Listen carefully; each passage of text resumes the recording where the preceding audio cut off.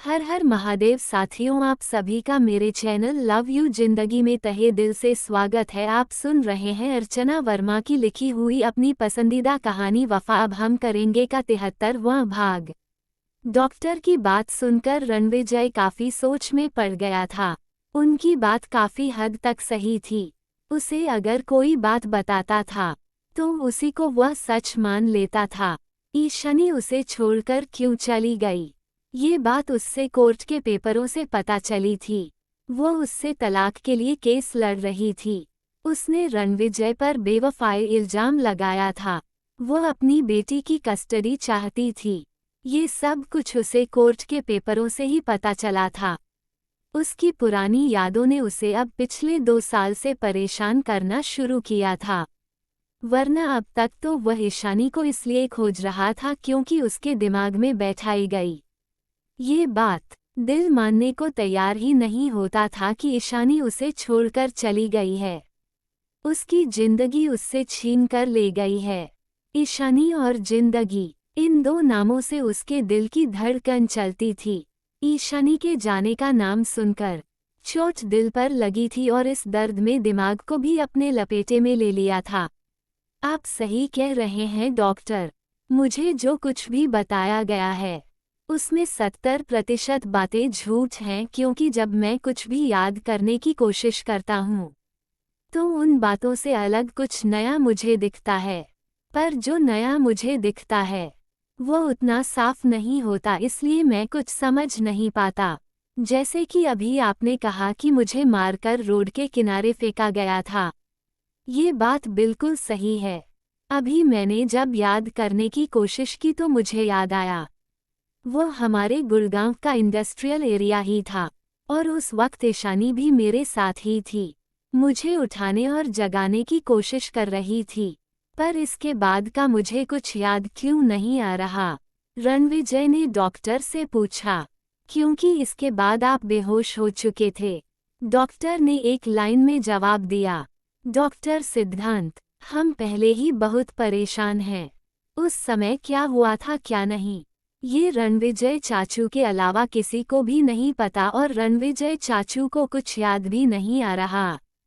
Please, अगर आपको कुछ पता है तो हमें बताइए, ताकि हम कड़ियां जोड़कर ईशानी आंटी और शिवी तक पहुंच सके।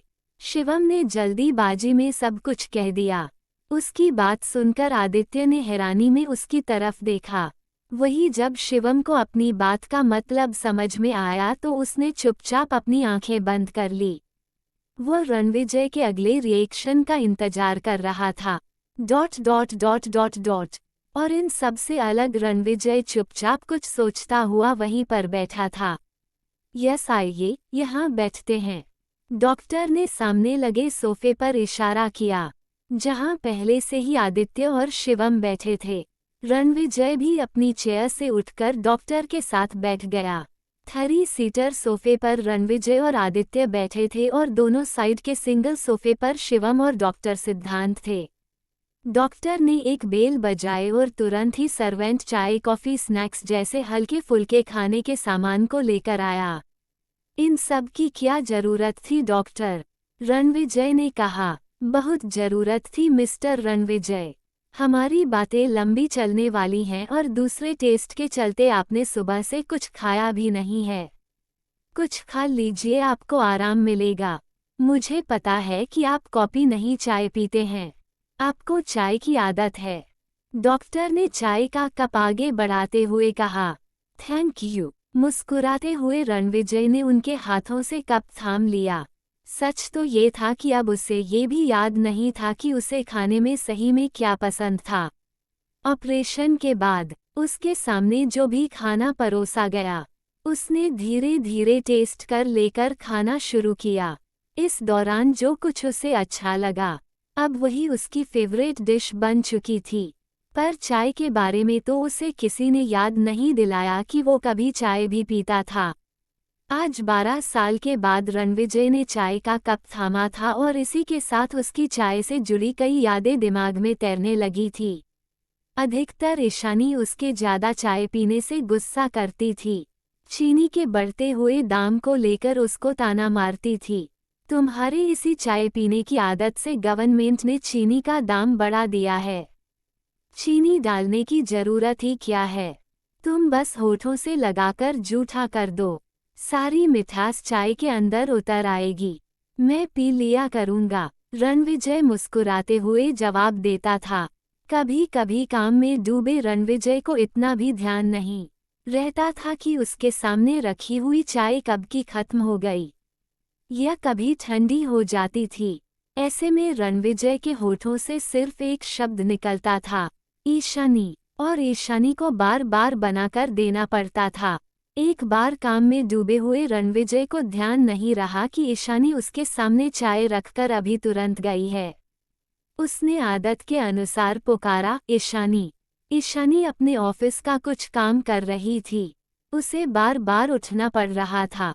उद्धरण चिन्ह, अब क्या है? गुस्से में आकर ईशानी ने रणविजय से पूछा। चाय, रणविजय ने दांत दिखाते हुए जवाब दिया। अभी तुरंत तो दिया है। कहाँ? रणविजय ने गौर से ईशानी के चेहरे को देखते हुए पूछा। ईशानी समझ गई कि रणविजय ने सिर्फ उसे यहाँ बुलाने के लिए चाय का बहाना किया है। उसने रणविजय की उंगली को ही गर्म चाय में डुबो दिया। यहाँ, आउच, रणविजय के होठों पर निकला। सबने चौंककर उसकी तरफ देखा। रणविजय के होठों पर हल्की मुस्कुराहट और आंखों में नमी थी। डॉक्टर सिद्धांत तजुर्बेकार व्यक्ति थे, वो सब समझ रहे थे। घबराए मत, धीरे धीरे आपको बहुत कुछ याद आने लगेगा। बस आप अपनी कोशिश एक लिमिट में करते जाइए। दिमाग पर ज़्यादा दबाव मत दीजिएगा, बस सब कुछ हल्के हल्के कोशिश कीजिएगा। बाकी मैं कुछ दवायां भी आपको लिख दूंगा। डॉक्टर की बात सुनकर रणविजय ने कप को होठों से लगा लिया। पहला ही घूंट पीते हुए उसे ऐसा लगा जैसे बरसों से ऐसे ही किसी स्वाद को वो खोज रहा था। अच्छी बनी है, रणविजय ने चाय की तारीफ करते हुए कप को टेबल पर रख दिया। तभी रणविजय की नज़र उस तस्वीर पर पड़ी। ये तो मेरी ईशानी है ना, और साथ में मेरी जिंदगी पर यह बच्ची। रणविजय डॉक्टर सिद्धांत की तरफ देखते हुए पूछा। डॉक्टर सिद्धांत ने हाँ में सिर हिलाया। आपकी ईशानी और आपकी जिंदगी ही है, और यह बच्ची मेरी जिंदगी है, मेरी बेटी, जिसे जिंदगी आपकी ईशानी ने दी है। डॉक्टर ने कहा, मैं आपको वो सारी बातें, जो कुछ भी मुझे पता है, मैं धीरे धीरे बता रहा हूँ। उसको सुनकर धीरे धीरे समझने की कोशिश कीजिएगा। दिमाग पर दबाव मत डालिएगा। शायद इस तरह से मेरे दिल का बोझ कुछ हल्का हो जाएगा कि मैंने उस लड़की के लिए कुछ नहीं किया, जिसने मुझे मेरी जिंदगी लौटाई। ईशानी के उस उपकार के बदले में बहुत कुछ देना चाहता था, लेकिन ईशानी ने मुझसे केवल आपकी जिंदगी की गारंटी मांगी थी। ईशानी के कारण ही मुझे समझ में आया कि दुनिया में आज भी सच्चे प्यार नाम की कोई चीज़ बची भी है, वरना जो मेरे निजी अनुभव थे, उसके कारण मेरा तो इस चीज़ पर से भरोसा ही उठ गया था। डॉक्टर सिद्धांत ने कहा, बात आज से 13 साल पहले की है। उस समय मैं गुड़गांव के ही एक नामी हॉस्पिटल में न्यूरोसर्जन था। इसके अलावा मेरा एक अपना प्राइवेट हॉस्पिटल वहीं पर था, जो कि मेरी फादर इन लॉ देखते थे। मेरी जिंदगी में मेरी एक बेटी काव्या ही है। काव्या की मॉम का डेथ काव्या के बर्थ के टाइम ही हो गई थी। वह अल्कोहलिक थी। मेरी पूरी शादी एक समझौता थी, जो कि मैंने पैसों के लिए की थी। काव्या के नाना जी ने ना सिर्फ मुझे पढ़ाई के दौरान आर्थिक मदद की थी, बल्कि यह हॉस्पिटल सब कुछ उन्हीं का था। बदले में मैंने उनकी आवारा, बददिमाग बेटी से शादी किया था। सब कुछ सिंपल ही चल रहा था। समझौते की शादी थी, तो कोई ऐसा प्यार भी नहीं था। मेरी तरफ से तो लगातार कोशिश जारी थी, पर काव्या की माँ मुझे अपने आगे कुछ नहीं समझती थी। उनकी नज़र में मैं उनके फादर का खरीदा हुआ एक नौकर ही था। शादी के 7 साल के बाद भगवान जाने कैसे काव्या का जन्म होने वाला था। इसकी माँ इसको जन्म भी नहीं देना चाहती थी, पर कुछ मेरी सख्तियाँ थी और कुछ उनके फादर का डर। जिस कारण काव्या का जन्म हुआ। शादी और प्यार का जो मेरा पहला तजुर्बा था, इसलिए मैं शादी के नाम से ही दूर भागता था और बाकी अपने काम में व्यस्त, मुझे कभी भी दूसरी शादी की जरूरत भी महसूस ही नहीं हुई। जो कुछ भी था सब काव्या ही है, आज भी है। पर अचानक से किसी की बुरी नज़र ने हमारे इस छोटे से संसार को डस लिया था और मेरी बेटी एक गंभीर बीमारी का शिकार हो गई। काव्या को अधिकतर पेट में दर्द की शिकायत होती थी। मैं खुद एक डॉक्टर था, इसलिए मैंने तुरंत चेक करवाएं। पता चला कि काव्या की दोनों किडनियां 90% तक डैमेज हो चुकी हैं। यूरेटा के नस में ब्लॉकेज की परेशानी काव्या को जन्म से ही थी और हम इसे समझ नहीं पाए थे। इसी कारण धीरे धीरे काव्या की दोनों किडनी बिल्कुल बर्बाद हो चुकी थी। उस समय काव्या की उम्र मुश्किल से 10 साल रही थी। मेरे तो होश ही उड़ गए थे। इतनी छोटी बच्ची के डायलिसिस से लेकर फ्यूचर में आने वाली प्रॉब्लम्स को देखते हुए मैंने तुरंत किडनी ट्रांसप्लांट कराने का फैसला लिया। उस समय काव्या के ग्रुप का कोई भी किडनी, इंडिया तो क्या पूरी दुनिया में हमें नहीं मिला। हर बीतते दिन के साथ मेरी बेटी मौत के मुंह में जा रही थी। मेरी जिंदगी खत्म हो रही थी। मैं एक डॉक्टर था और जानता था कि डायलिसिस के सहारे आखिर में कब तक काव्या को जिंदा रख सकूंगा। 10 साल से 20 साल, लेकिन उसकी जिंदगी तो बिल्कुल बर्बाद ही हो जाएगी। मैंने अपनी जिंदगी में कई जानें बचाई थी, लेकिन आज अपनी ही बेटी की जान बचाने में असमर्थ था। कहते कहते डॉक्टर एक पल के लिए रुके। जिस रात आपका एक्सीडेंट हुआ था, उस रात में काव्या के कहने पर उसे आइसक्रीम खिलाकर वापस लेकर आ रहा था। मेरी बेटी के पास जिंदगी कितने दिन बचे थे यह मैं नहीं जानता था, लेकिन उसका हर एक दिन मैं खूबसूरत बनाना चाहता था। तभी आपकी वाइफ एक छोटी सी बच्ची यानी आपकी बेटी को लेकर बहुत ही बुरी हालत में बदहवास सी हमारी गाड़ी के सामने आकर खड़ी हो गई। प्लीज़ हमारी हेल्प कीजिए, मेरे हस्बैंड की हालत बहुत खराब है। उन्हें जल्दी किसी हॉस्पिटल में ले जाना होगा। प्लीज़ आप हमें लिफ्ट दे दीजिए।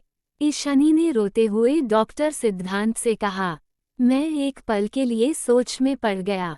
वैसे तो मैं डॉक्टर हूँ, किसी की भी जान बचाना उनका कर्तव्य है, लेकिन पहली ही नज़र में ये पूरी तरह से एक पुलिस केस लग रहा था और पुलिस केस में कोई ज़्यादा प्रॉब्लम ना हो। अभी काव्या की भी हालत ठीक नहीं थी। मेरे मन में कई बातें एक साथ चलने लगी।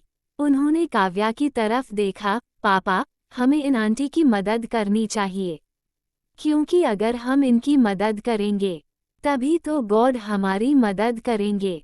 काव्या ने बहुत धीरे से कहा। लगातार टेस्ट और डायलिसिस होने के कारण वह काफ़ी कमज़ोर हो चुकी थी। प्लीज़ मेरे पापा को हॉस्पिटल ले चलो, मासूम सी शिवी ने कहा। वह बहुत रो रही थी। मासूम बच्ची को ये पता नहीं था कि उसके पापा को क्या हुआ है, पर इतना समझ रही थी, उसके पापा को चोट लगी है और वह बहुत तकलीफ में है। अपने पापा की तकलीफ को महसूस करके वो रो रही थी। शिवी को अपने पापा के लिए रोते हुए देखकर काव्या से रहा नहीं गया।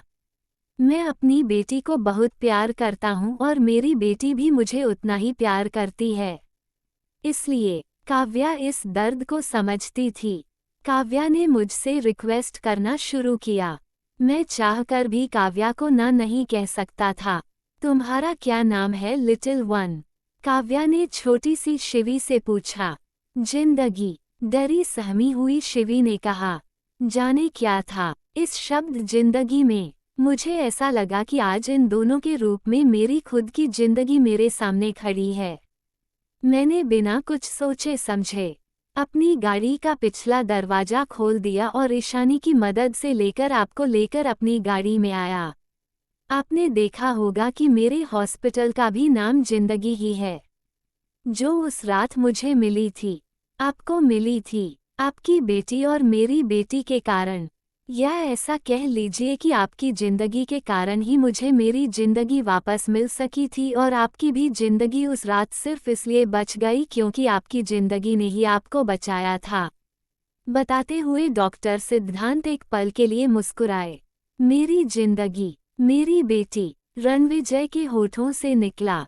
कितने सारे राज्य छुपे हुए थे रणविजय की जिंदगी के एक एक करके, अब उन पन्नों के खुलने का वक्त आ गया था। इस दिलचस्प मोड़ पर आप सभी का स्वागत है, पर जाने से पहले वीडियो को लाइक और चैनल को सब्सक्राइब करना मत भूलिएगा। खुश रहिए, स्वस्थ रहिए, मस्त रहिए और यही यूट्यूब पर मिलते रहिए। मिलते हैं अगले भाग के साथ। हर हर महादेव।